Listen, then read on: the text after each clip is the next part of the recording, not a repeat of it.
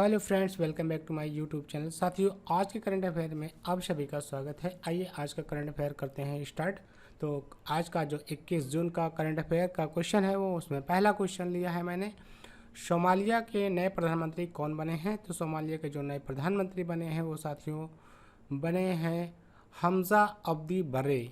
तो हमज़ा अब्दी बरे जी बने हैं और इसका विकल्प जो सही होगा वो बी सही होगा, यही है हमज़ा अब्दी बरे। तो आइए इस क्वेश्चन का जो डिटेल है उसके बारे में जानते हैं साथियों। तो जो इसका इम्पोर्टेंट पॉइंट है वो है हमज़ा अब्दी बरे सोमालिया के नए प्रधानमंत्री बने हैं और हमज़ा अब्दी बरे जो हैं वो मोहम्मद हुसैन रोबल का स्थान लेंगे। तो इसके पहले कौन थे? मोहम्मद हुसैन रोबल जी थे। तो सोमालिया के बारे में बात हुई है, तो आइए सोमालिया के बारे में जानकारी कर लेते हैं साथियों। सोमालिया अफ्रीका महाद्वीप में स्थित है और सोमालिया की जो राजधानी है वो मोगादिशु है और सोमालिया की जो करेंसी है वो सोमाली शिलिंग है और सोमालिया के जो राष्ट्रपति बने हैं वो हैं हसन शेख महमूद जी हैं। तो इस तरीके से इसके इंपॉर्टेंट पॉइंट हैं साथियों। और चलिए कुछ टॉप 5 अंतर्राष्ट्रीय नियुक्ति की बात करें तो वो है नंबर 1 स्लोवेनिया के नए प्रधानमंत्री रॉबर्ट ग्लोब और श्रीलंका के नए प्रधानमंत्री रानिल विक्रमसिंघे हैं और कजाकिस्तान के नए प्रधानमंत्री बने हैं अली खान इस्माइलोव हैं और फ्रांस की जो नई महिला प्रधानमंत्री बनी हैं एलिजाबेथ बोर्न हैं और हंगरी के जो प्रधानमंत्री बने हैं वो विक्टर ओबर्न हैं। तो इस तरीके से ये पांचों जो है इसका रिवीजन क्वेश्चन है साथियों। आइए क्वेश्चन नंबर 2 की बात करते हैं। तो क्वेश्चन नंबर 2 है आपके सामने, institute for economics and peace द्वारा जारी की गई रिपोर्ट के अनुसार वैश्विक शांति सूचकांक 2022 में भारत किस स्थान पर रहा है। तो भारत जो जिस स्थान पर रहा है वह स्थान है 135वां, यानी कि यहाँ पर विकल्प आपका ए सही होगा साथियों। और कौन सा कितना है, कौन सा स्थान है? तो 135वां स्थान है। आइए इसके कुछ इंपॉर्टेंट जो पॉइंट्स हैं उनके बारे में जानते हैं साथियों। तो इंपॉर्टेंट पॉइंट्स हैं यहाँ पर साथियों। वैश्विक शांति सूचकांक 2022 के अनुसार भारत 163 देशों में 135वें स्थान पर पहुंच गया है। इस सूचकांक में भारत को शांति के मामले में निम्न वर्ग में रखा गया है। शांति के मामले में भारत क्या है? निम्न वर्ग में है। ये इसका पहला पॉइंट है साथियों। आइए चलते हैं इसके अन्य पॉइंटों के बारे में जानते हैं। इस सूचकांक में घरेलू और अंतर्राष्ट्रीय संघर्ष, समाज में सुरक्षा और सैन्यीकरण की डिग्री सहित 23 मापदंडों के आधार पर सभी देशों का मूल्यांकन किया जाता है। इस सूचकांक के अनुसार अफगानिस्तान लगातार 5वें वर्ष सबसे कम शांतिपूर्ण देश रहा है। तो सूचकांक में शीर्ष 3 देश निम्न है, आइसलैंड, न्यूजीलैंड, आयरलैंड। और जारीकर्ता कौन है? तो न्यूयॉर्क और अमेरिका है, institute for economics and peace. आइए क्वेश्चन नंबर 3 की बात करते हैं साथियों। तो क्वेश्चन नंबर 3 है आपके सामने, बालिकाओं के सामाजिक और राजनीतिक विकास को बढ़ावा देने के लिए बालिका पंचायत शुरू करने वाला भारत का पहला राज्य कौन सा बना है? ये जो पहला राज्य बना है वो है साथियों गुजरात। तो गुजरात ने ही बालिका पंचायत की शुरुआत की है। आइए इस क्वेश्चन के इंपॉर्टेंट पॉइंट के बारे में जानते हैं साथियों। इसका इंपॉर्टेंट पॉइंट है, बालिकाओं के सामाजिक और राजनीतिक विकास को बढ़ावा देने के लिए भारत की पहली बालिका पंचायत का आयोजन गुजरात के कच्छ जिले के कई गांवों में किया गया है। बालिका पंचायत का प्रबंधन 11 से 21 आयु वर्ग के लोगों द्वारा किया जाता है और इसका मुख्य उद्देश्य है बालिकाओं के सामाजिक और राजनीतिक विकास को बढ़ावा देना तथा बाल विवाह एवं दहेज प्रथा जैसी कुरीतियों को दूर करना है। तो इस प्रकार से इसके इंपॉर्टेंट पॉइंट हैं साथियों।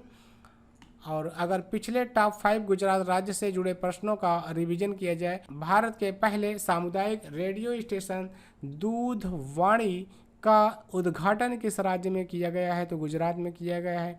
भारत की पहली स्टील सड़क का निर्माण कहाँ किया गया है? तो गुजरात में ही किया गया है, सूरत में स्टील रोड बनाया गया है साथियों। भारत में विश्व स्वास्थ्य संगठन द्वारा दुनिया के सबसे बड़े global centre for traditional medicine की स्थापना कहाँ की जाएगी? तो जामनगर गुजरात में। अगला इंपॉर्टेंट पॉइंट है साथियों, ब्रिक्स देशों के बहुपक्षीय बैंक न्यू डेवलपमेंट बैंक द्वारा भारत में अपना पहला क्षेत्रीय कार्यालय कहाँ खोला जाएगा? तो गुजरात में खोला जाएगा साथियों, गुजरात में। अगला पॉइंट है साथियों, भारत की पहली डिजिटल न्याय घड़ी किस राज्य के हाईकोर्ट में लगी है? तो गुजरात में लगी है। भारत की पहली डिजिटल न्यायिक घड़ी है ये, तो जो पहली डिजिटल न्यायिक घड़ी है वो गुजरात में लगी है। तो क्वेश्चन नंबर 4 है आपके सामने साथियों, cellular operators association of India के नए अध्यक्ष कौन बने हैं? तो जो नए अध्यक्ष बने हैं साथियों वो हैं प्रमोद के मित्तल। आइए इस क्वेश्चन के इंपॉर्टेंट पॉइंट के बारे में जानते हैं साथियों। तो इसका इंपॉर्टेंट पॉइंट है, प्रमोद के Mittal cellular operator association of India के नए अध्यक्ष बने हैं। प्रमोद के मित्तल अजय पुरी का स्थान लेंगे और COAI का अगर फुल फॉर्म पूछे साथियों तो इसका हो जाएगा cellular operators association of India है। अगर स्थापना की बात की जाए तो स्थापना 1995 में, मुख्यालय नई दिल्ली में है। नेक्स्ट क्वेश्चन है साथियों, अंतर्राष्ट्रीय ODI क्रिकेट के इतिहास में सर्वाधिक 498 रन बनाने का वर्ल्ड रिकॉर्ड किस देश की टीम ने बनाया है?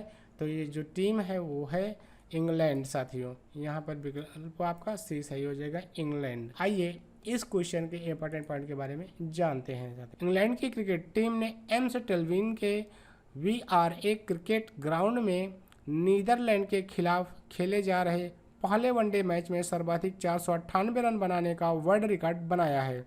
इससे पहले वनडे क्रिकेट इतिहास में सबसे बड़ा स्कोर बनाने का रिकॉर्ड भी इंग्लैंड के ही नाम था, जिन्होंने 19 जून 2018 को ऑस्ट्रेलिया के खिलाफ नॉटिंघम में 6 विकेट पर 481 रन का स्कोर बनाया था। पिछले टॉप 5 क्रिकेट से जुड़े प्रश्नों का अगर रिवीजन करें साथियों तो पहला पॉइंट है, क्रिकेट टूर्नामेंट महिला T20 चैलेंज 2022 का खिताब किसने जीता है? तो सुपर नोवाज ने जीता है।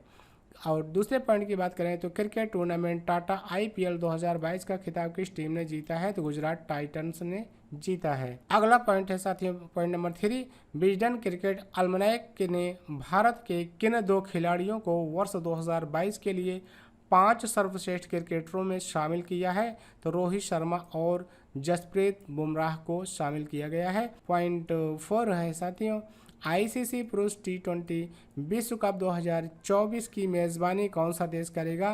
तो अमेरिका और वेस्ट इंडीज करेगा। अगला पॉइंट 5 है, तो ICC महिला ODI विश्व कप 2022 का खिताब किसने जीता है? तो ऑस्ट्रेलिया ने जीता है साथियों। क्रिकेट से जुड़े प्रश्नों का जो रिवीजन था तो इस प्रकार था, हम लोगों ने रिवीजन किया इस क्वेश्चन का। आइए चलते हैं साथियों नेक्स्ट क्वेश्चन की तरफ। और अगला क्वेश्चन है साथियों, क्वेश्चन नंबर 6, वस्तु एवं सेवा कर अर्थात GST परिषद की 47वीं बैठक कहाँ आयोजित की जाएगी? तो यह आयोजन होगा साथियों श्रीनगर में, जो कि जम्मू कश्मीर में है। आइए इस क्वेश्चन के इंपॉर्टेंट पॉइंट के बारे में जानते हैं। वस्तु एवं सेवा कर GST मतलब परिषद की 47वीं बैठक जम्मू कश्मीर के श्रीनगर में आयोजित की जाएगी। इस बैठक की अध्यक्षता वित्त मंत्री निर्मला सीतारमण जी करेंगी। इस बैठक में सभी राज्यों के वित्त मंत्री शामिल होंगे, क्योंकि GST परिषद में केंद्र एवं राज्यों के वित्त मंत्री शामिल होते हैं। अगला पॉइंट है साथियों, इस बैठक में मौजूदा GST दरों में संभावित बदलाव पर विचार किया जाएगा। GST से जुड़े टॉप 5 प्रश्नों का अगर रिवीजन करें साथियों तो भारत में वस्तु सेवा कर कब लागू कर दिया गया था? 1 जुलाई 2017 को ही लागू किया गया था। भारत में GST लागू करने का सुझाव किसने दिया था? विजय केलकर समिति ने दिया था। सर्वप्रथम GST बिल का प्रारूप तैयार करने वाली समिति के अध्यक्ष कौन थे? तो असीम दास गुप्ता जी थे। और GST लागू करने वाला भारत का प्रथम राज्य असम था। संविधान के किस अनुच्छेद के तहत GST परिषद का गठन किया गया है? तो अनुच्छेद 279A के तहत किया गया है। क्वेश्चन नंबर 7 है साथियों आप सभी के समक्ष, किस भारतीय संस्थान ने मानव हस्तक्षेप के बिना सेप्टिक टैंक को साफ करने के लिए होमोसेप नामक रोबोट विकसित किया है? तो यह संस्था है साथियों भारतीय प्रौद्योगिकी संस्थान मद्रास, यानी कि IIT मद्रास। तो IIT मद्रास ने यह जो है होमोसेप नामक रोबोट विकसित किया है, जो कि जो हमारे सेप्टिक टैंक हैं उनकी ये सफाई करता है बड़े आसानी से बगैर किसी मानवीय टच के। तो आइए इस क्वेश्चन के और इम्पॉर्टेंट पॉइंट के बारे में जानते हैं साथियों। तो इसके जो इम्पॉर्टेंट पॉइंट हो वो निम्न है। भारतीय प्रौद्योगिकी संस्थान मद्रास ने मानव हस्तक्षेप के बिना सेप्टिक टैंक को साफ करने के लिए होमोसेप्ट नामक रोबोट विकसित किया है। इस रोबोट को विकसित करने का जो मकसद है वो सेप्टिक टैंकों में मनुष्यों के सफाई करने के कारण हो रही मृत्यु को रोकना है। सेप्टिक टैंक में एक जहरीला वातावरण होता है जो अर्ध ठोस और अर्ध तरल मानव मल सामग्री से भरा होता है। क्वेश्चन नंबर 8 की बात करें साथियों, तो क्वेश्चन नंबर 8 है आपके सामने। 14वें ब्रिक्स शिखर सम्मेलन 2022 की मेजबानी कौन सा देश करेगा? तो वह देश है साथियों चीन है। अगर यहाँ पर आप विकल्प के रूप में देखें तो विकल्प डी सही है और जो इसका सही आंसर है वो है चीन। आइए इस क्वेश्चन के जो इम्पोर्टेंट पॉइंट्स बनते हैं साथियों उन पर नज़र दौड़ा लेते हैं। चीन जो है 14वें ब्रिक्स शिखर सम्मेलन 2022 की मेज़बानी करेगा। वर्चुअल माध्यम से आयोजित इस 14वें सम्मेलन की अध्यक्षता चीन के राष्ट्रपति शी जिनपिंग जी करेंगे। यह सम्मेलन वर्चुअल प्रारूप में वैश्विक विकास साझेदारी को बढ़ावा देने के लिए और संयुक्त रूप से सतत विकास के लिए 2030 एजेंडा को लागू करने के विषय के तहत आयोजित किया जाएगा।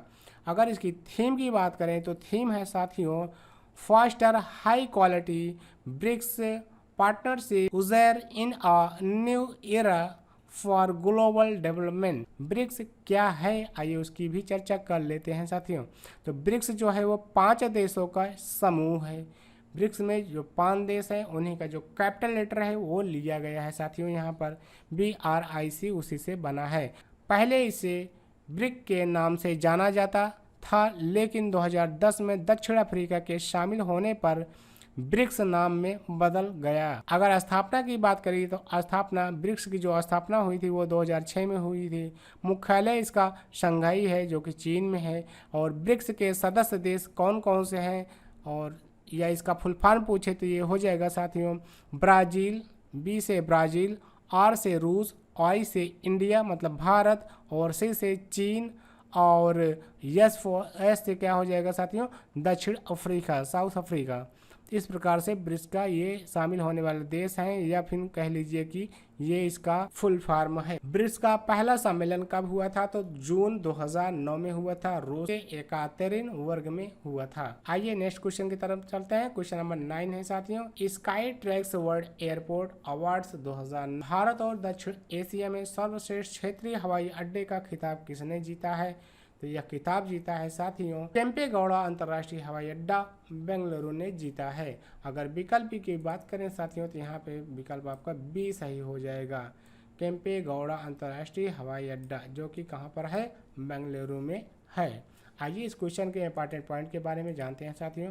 तो इसका इंपॉर्टेंट पॉइंट है केम्पेगौड़ा अंतर्राष्ट्रीय हवाई अड्डा बेंगलुरु ने फ्रांस में आयोजित पैसेंजर टर्मिनल एक्सपो में भारत और दक्षिण एशिया में सर्वश्रेष्ठ क्षेत्रीय हवाई अड्डे का खिताब जीता है। यह पुरस्कार और प्रस्थान द्वार पर अलग अलग व्यवस्थाओं के बारे में उपयोगकर्ताओं का अनुभव पूछा गया था।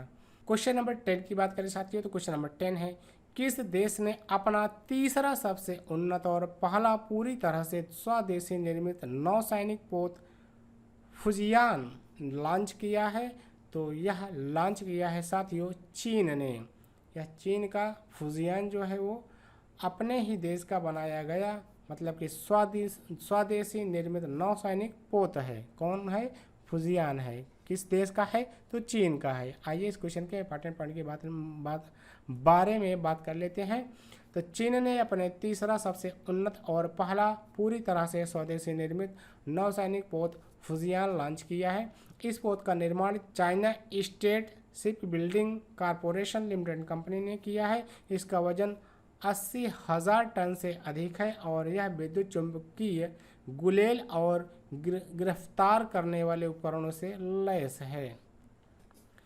चीन की बात करें साथियों तो चीन जो है वो एशिया महाद्वीप में स्थित है। चीन की राजधानी बीजिंग है। चीन की जो करेंसी है वो है रेनमिनबी या फिर युआन। चीन के जो राष्ट्रपति हैं तो शी जिनपिंग जी हैं। चीन, अगले पॉइंट की बात करें साथियों, तो चीन और भारत के बीच इंटरनेशनल जो बॉर्डर लाइन का नाम है वो नाम है साथियों मैकमोहन रेखा। और चीन की सबसे लंबी नदी यांगत्सी है जो कि 6300 किलोमीटर है और ये एशिया के सबसे लंबी नदियों में से एक है, सबसे लंबी नदी है। कागजी मुद्रा जारी करने वाला विश्व का पहला देश कौन सा है? तो चीन ही है। तो साथियों ये बहुत ही इंपॉर्टेंट पॉइंट है, कागजी मुद्रा जारी करने वाला विश्व का पहला देश कौन है? तो चीन है। किस देश की सीमा सबसे ज़्यादा देशों के साथ लगती है? तो भैया चीन की ही सीमा जो है सबसे ज़्यादा देशों के साथ लगती है। इस तरीके से इन क्वेश्चनों के इम्पॉर्टेंट हैं साथियों। आइए आज के जो अन्य महत्वपूर्ण क्वेश्चन बनते हैं वो निम्न है। तो क्वेश्चन नंबर 11 है साथियों आपके सामने, अंतर्राष्ट्रीय T20 क्रिकेट में 37 साल की उम्र में अर्धशतक लगाने वाले भारत के सबसे उम्रदराज भारतीय क्रिकेटर कौन बने हैं? तो दिनेश कार्तिक जी बने हैं। और क्वेश्चन नंबर 12 की बात कर लें साथियों, तो आर्टिस्टिक गौरव दिवस 2022 कब मनाया गया है? तो 18 जून को मनाया गया है, जिसकी थीम है inclusion in the work place, challenges and opportunities in a post pandemic world. और क्वेश्चन नंबर 13 की बात करें साथियों, तो अमेरिका के राष्ट्रपति जो बाइडेन ने किस भारतीय अमेरिकी को अमेरिकी रक्षा मुख्यालय यानी कि पेंटागन के डिफेंस एक्विजिशन सस्टेनमेंट के उप अवर सचिव के पद के लिए नामित किया है? राधा अयंगर पलम्ब को। क्वेश्चन नंबर 14 है साथियों, हेड स्पीच का मुकाबला करने के लिए अंतर्राष्ट्रीय दिवस 2022 कब मनाया गया था? तो 18 जून को मनाया गया था। क्वेश्चन नंबर नेक्स्ट है 15, सस्टेनेबल गैस्ट्रोनॉमी दिवस 2022 कब मनाया गया है? तो 18 जून को मनाया गया है। इस तरीके से जो आज के महत्वपूर्ण क्वेश्चन थे वो हमने आपके सामने रखा। आज का जो डेली स्टैटिक जीके है वो आपके सामने है साथियों। पहला क्वेश्चन है, भारत के 7वें राष्ट्रपति ज्ञानी जैल सिंह ने पॉकेट वीटो का इस्तेमाल किस विधेयक के खिलाफ किया था? तो भारतीय डाक संशोधन विधेयक के खिलाफ किया था साथियों। मधुमक्खियों के प्रजनन एवं प्रबंधन को क्या कहते हैं? तो एपी कल्चर कहते हैं। ओजोन परत कहाँ पाई जाती है? तो समतापमंडल में पाई जाती है। ओजोन परत कहाँ पाई जाती है? समतापमंडल में। क्वेश्चन नंबर 4 है, नासिक किस नदी के किनारे स्थित है? तो गोदावरी नदी के किनारे स्थित है नासिक। वाहनों के अग्रदीपों यानी कि हेडलाइटों, साथियों देखिए इंग्लिश वर्ड है उसका जो हिंदी है अग्रदीपों मतलब कि हेडलाइटों में किस प्रकार के दर्पण का इस्तेमाल होता है? तो परवलयीय दर्पण का इस्तेमाल होता है। खासी और गारो जयंतिया की पहाड़ियाँ कहाँ स्थित हैं? तो मेघालय में स्थित हैं। विजय स्तंभ कहाँ स्थित है? तो चित्तौड़गढ़ में स्थित है जो कि राजस्थान में। सारे जहाँ से अच्छा हिंदुस्तान हमारा गाने के रचयिता कौन है? तो मोहम्मद इकबाल जी हैं। और क्वेश्चन नंबर 9 की बात करें, क्वेश्चन नंबर 9 है, 92 संविधान संशोधन द्वारा कौन कौन सी भाषाएं जोड़ी गई थी? तो ये भाषाएं निम्न 4 थी, बोडो, डोगरी, मैथिली और संथाली थी। बोडो, डोगरी, मैथिली और संथाली, BDMS। क्वेश्चन नंबर 10 की बात करें साथियों, तो भारत में सबसे ऊंचा जलप्रपात कौन सा है? तो कुंचिकल जलप्रपात है जो कि कर्नाटक में है। तो साथियों आपका क्या सुझाव है कमेंट बॉक्स में ज़रूर लिखा करिए, जिससे कि मैं इसको और संशोधित कर सकूं और बढ़िया आपके सामने ला सकूं। ऐसा मेरा हमेशा प्रयास रहेगा। तो आप कमेंट करेंगे तो मैं ज़रूर इसमें अगर कोई त्रुटि है आपकी समझ से तो ज़रूर मैं दूर करने की कोशिश करूंगा। तो मिलते हैं साथियों नेक्स्ट जीके के वीडियोज़ में, तब तक के लिए थैंक यू, बाय बाय।